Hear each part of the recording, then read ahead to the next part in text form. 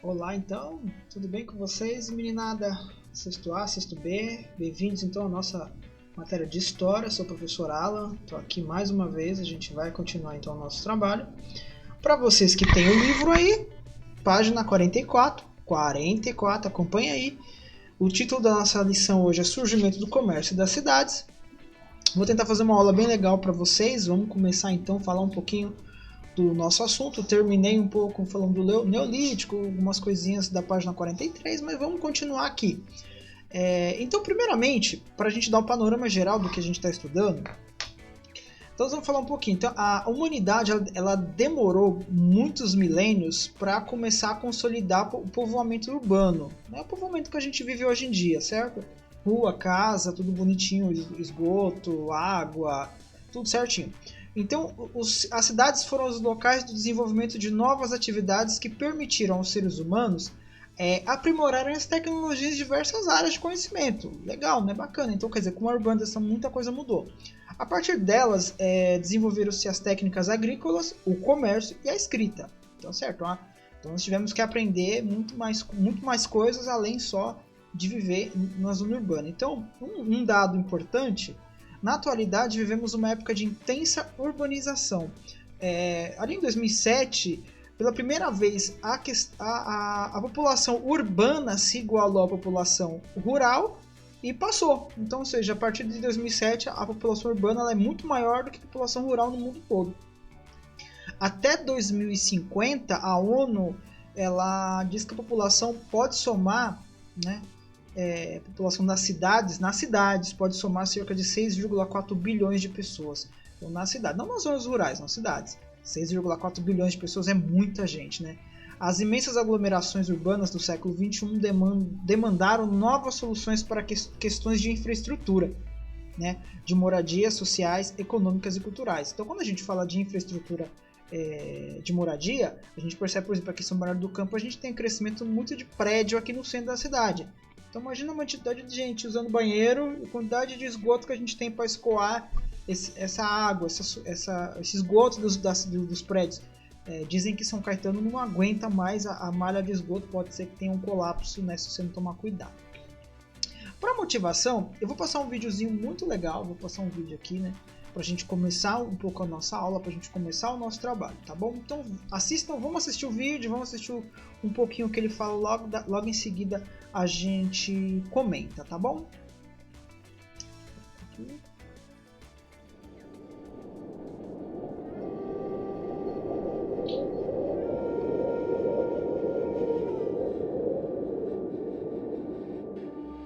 O homem pré-histórico viveu por milhões de anos de forma nômade, pois estava sempre migrando de um lugar para o outro, sem nunca se fixar a um mesmo lugar.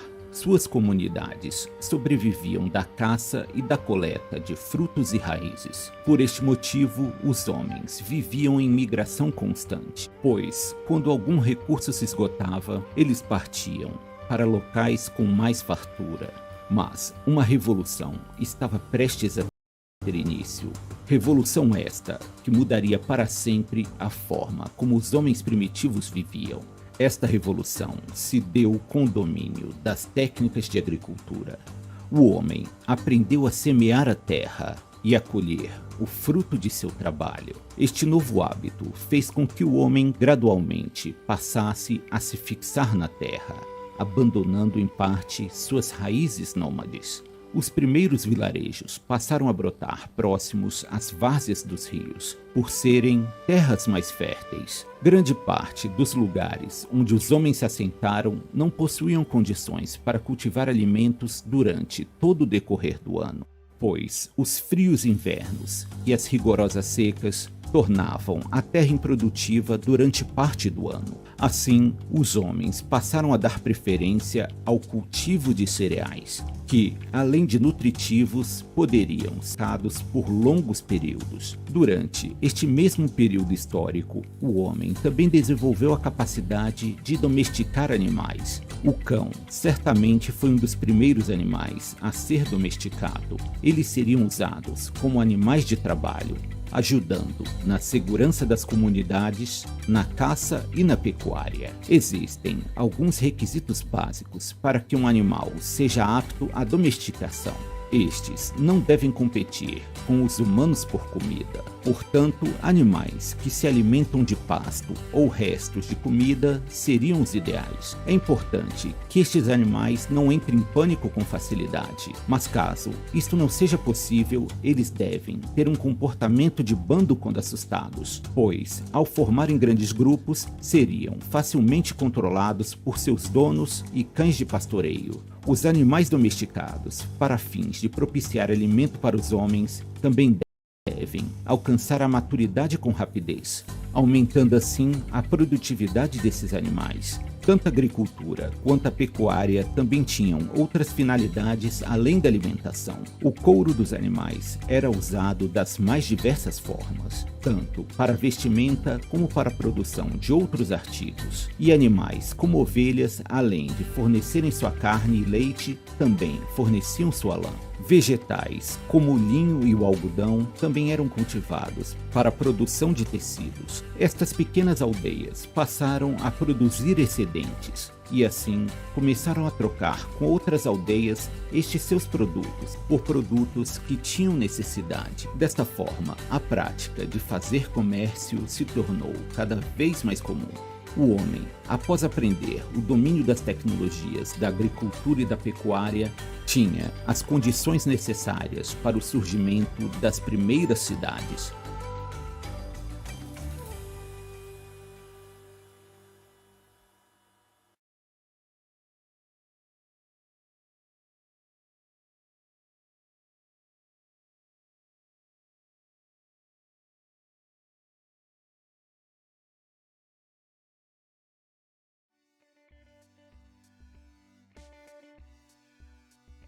Muito bem, que legal, certo? Então,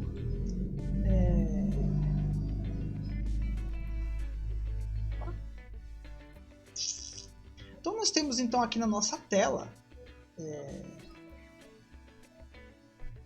pouquinho o surgimento do comércio e das cidades, certo? Vamos lá, vamos dar continuidade então. Com o aumento da quantidade de alimentos possibilitado pelo cultivo da terra, a população humana cresceu rapidamente. Assim aumentava também a demanda por alimentos, certo? Né?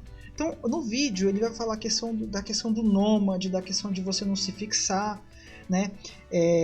Os nômades buscavam frutos e raízes e chega um momento que não tem mais.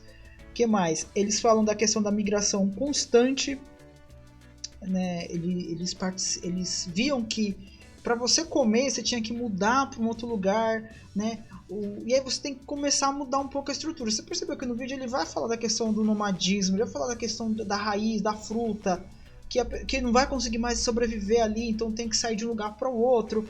Aí depois ele vai começar a ver que o homem tem que se fixar no local para começar a produzir alguma coisa, sabe? Então ele começa a abandonar aquela raiz nômade, aquela raiz onde você tá. Hoje você come aqui nessa terra, acabou, passa para outra terra, vamos sair daqui, vamos passar para outra terra. Certo? E você começa a produzir mais perto do rio, porque perto do rio tem água, você consegue criar a comida de maneira muito mais simples e muito mais fácil, tá bom? E lembrando também no inverno, né? Uma das questões também no inverno você não consegue produzir, então você tem que fazer o quê? Você tem que começar a produzir cereal que você consegue depois usar mais para frente, né?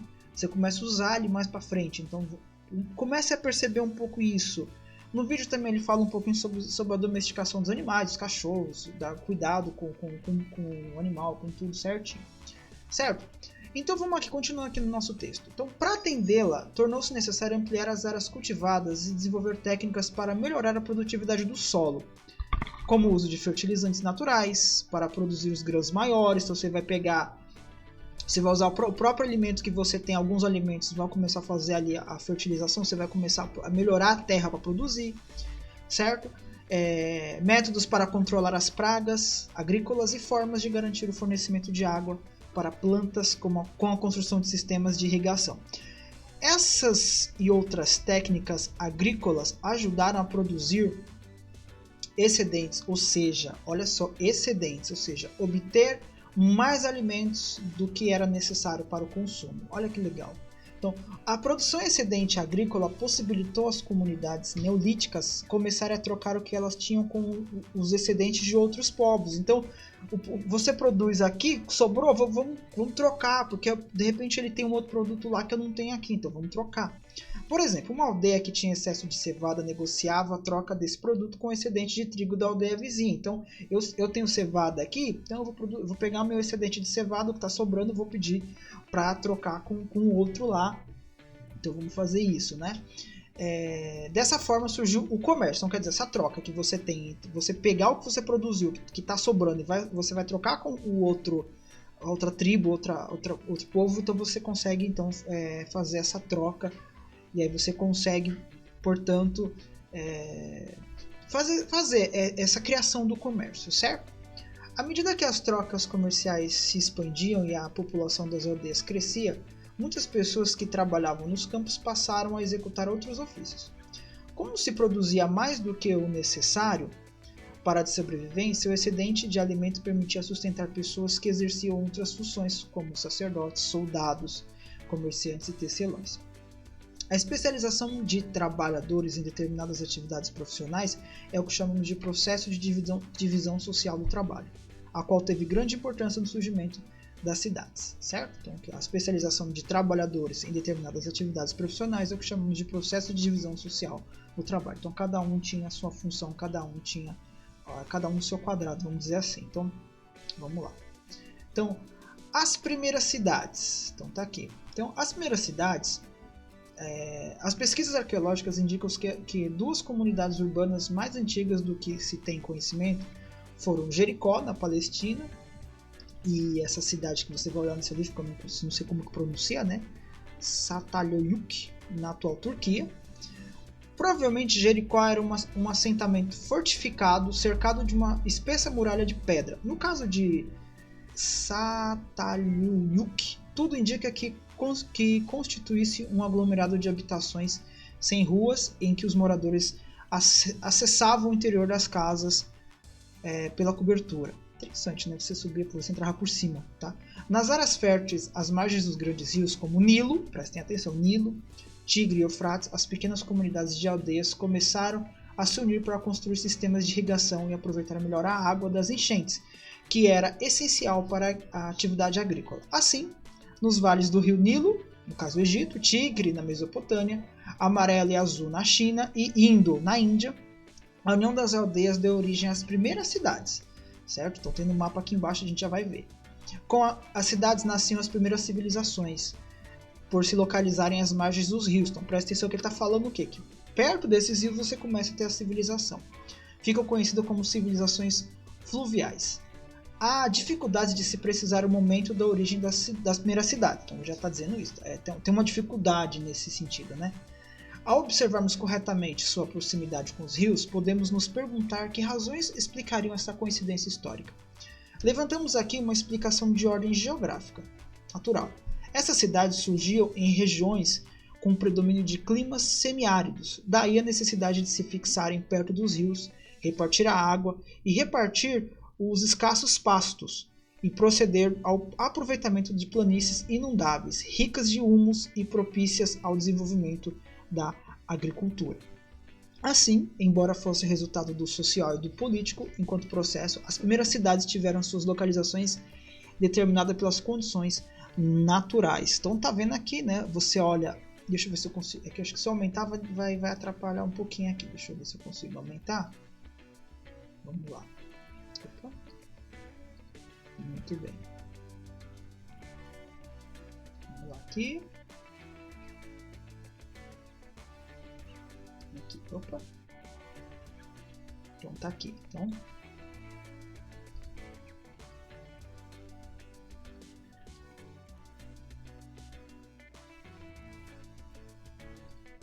Aí é difícil, gente, comandar isso aqui. Então tá aqui. Então os primeiros assentamentos, cidades e civilizações. Então você tem aqui, ó. Mesmo aqui o Egito está mais ou menos aqui, né? Então você tem aqui, você tem a parte da Mesopotâmia. Então gente, talvez vocês estão vendo tudo perto de rio, tudo tem um rio, ó. Todos Rio Tigre, Rio Eufrates, Rio Nilo, Rio Indo, Rio Amarelo, Rio Azul. Então todas essas cidades elas se formam perto dos rios, certo? Vamos então aqui, deixa eu ver aqui as primeiras cidades. Vamos ver então mais um videozinho para a gente concluir essa nossa primeira etapa da matéria.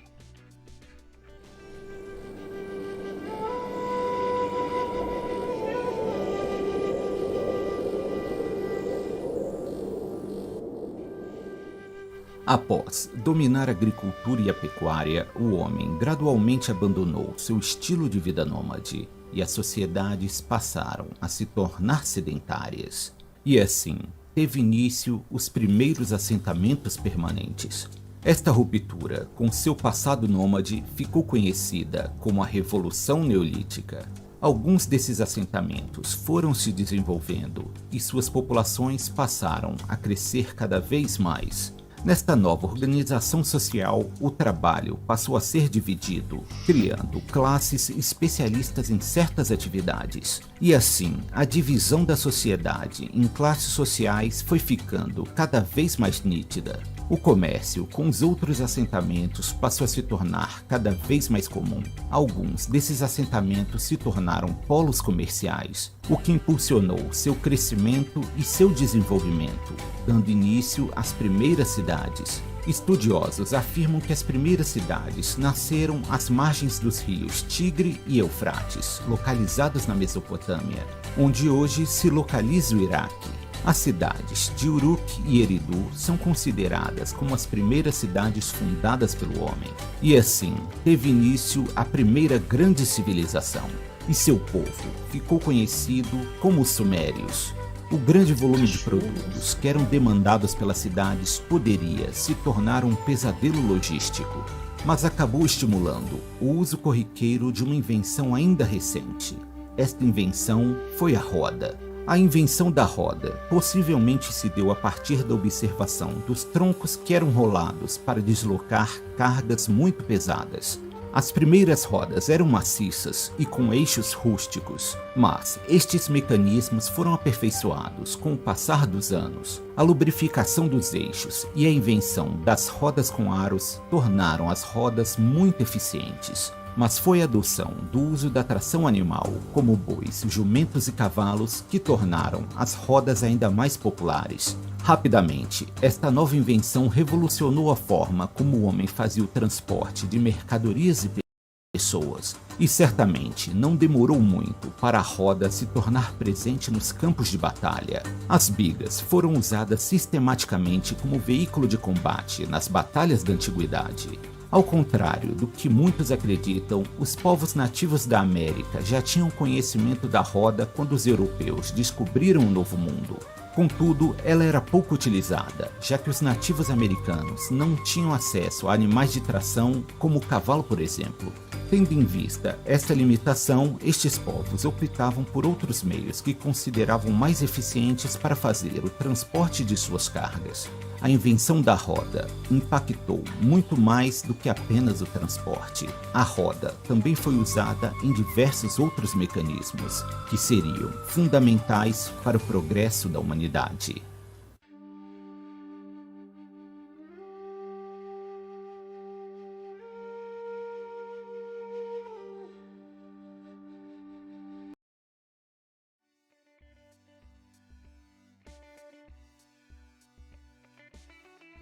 Muito bem, então vamos lá. Então acredito que não tenha falhado essa primeira parte. Então assim, vamos só entender umas coisas aqui. Então, primeiro, o conceito de civilização originalmente foi utilizado como oposto ao de barbárie, né? Mais tarde ele se tornou equivalente ao acervo de conhecimentos desenvolvidos pela humanidade. Então vamos lá, vamos pegar aqui um pouquinho do conceito de civilização. Então, surgido no século 18, então há uns 200 anos atrás, o conceito de civilização logo vai se opor ao de barbárie. Posteriormente, né, tem um historiador que afirma que civilização são todas as conquistas humanas. Então todas as conquistas que o ser humano conseguiu fazer, tal, ele pode ser considerado então civilização.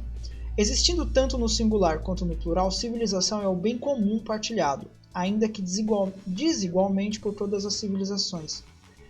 é aquilo que o homem não esquece mais. Né? O homem não esquece mais. Ele, quando ele está junto, se juntou, ele não esquece mais. O fogo, a escrita, o cálculo, a domesticação das plantas e dos animais já não se ligam mais de uma origem particular e se tornaram bens coletivos da civilização. Então, quer dizer, tudo que hoje todo mundo sabe o que é fogo, todo mundo já conhece, todo mundo sabe o que é escrita, o cálculo, tudo que a gente vive hoje não tem mais assim, tipo, vamos dizer, não é mais novidade, né? As civilizações em relação a outras são capazes de dar, receber, emprestar e recusar.